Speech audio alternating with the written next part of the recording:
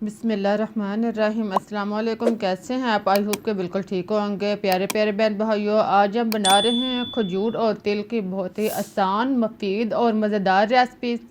इसके लिए हमारे पास है खजूर, एक पाव। खजूर आप अच्छी किस्म की और नरम लें। बाज़ार से आप इजीली इस तरह की नरम खजूर जो है वो ले लें और फिर आप इससे गिटलियाँ जो हैं वो अलग कर लें। इसको पहले आप अच्छी तरह साफ कर लें और फिर इससे गिटलियाँ निकाल लें। खजूर जिस्मानी ताकत के लिए बेहद मुफीद है। ये आपकी कमर के दर्द और कब्ज के लिए बेहद मुफीद है। ये आपके खून की कमी को भी पूरा करती है। नबी पाक सल्लल्लाहु अलैहि वसल्लम का पसंदीदा मेवा में से एक मेवा है। आप इसे रोजाना इस्तेमाल करें। चंद दिनों में खून की कमी को ऐसे पूरा करेगी जैसे आप कभी थी ही नहीं। आप खजूर की गिटलियों को आप निकाल कर एक साइड पर रख लें और फिर आप चूल्हे पर पैन या कोई बर्तन रखें। इसमें आप 1 चम्मच देसी घी डालें। देसी घी डालने के बाद इसको खूब अच्छी तरह गर्म करें और फिर आप इसमें तिल वाइट 150 ग्राम लें। इसको आप घी के अंदर ब्राउन करें। इसे आप खूब अच्छी तरह लो आंच पर इसे फ्राई करें। इसे अच्छी तरह भूनें। ख्याल रहे कि तिल को भूनते हुए आंच जो है वो तेज ना रखें, इस तरह तिल जो है वो जल जाएंगे। इनको नॉर्मल आंच पर अच्छी तरह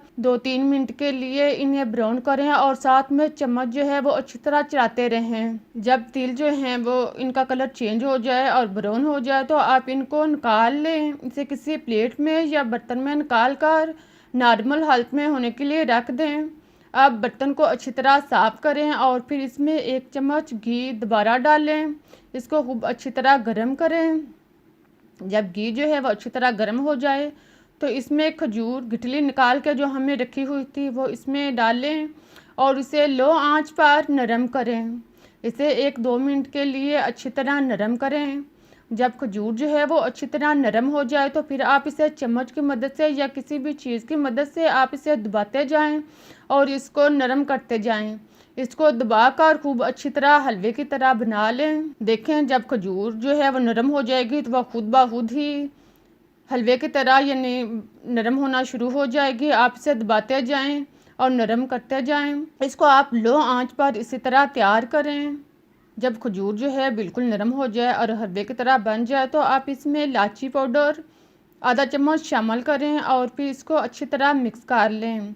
इलायची पाउडर मिक्स करने के बाद आप चूल्हा बंद करें और इसको निकाल लें। अब इस खजूर के हलवे को आप तिल के अंदर शामिल करें और इन दोनों चीज़ों को खूब अच्छी तरह मिक्स कर लें।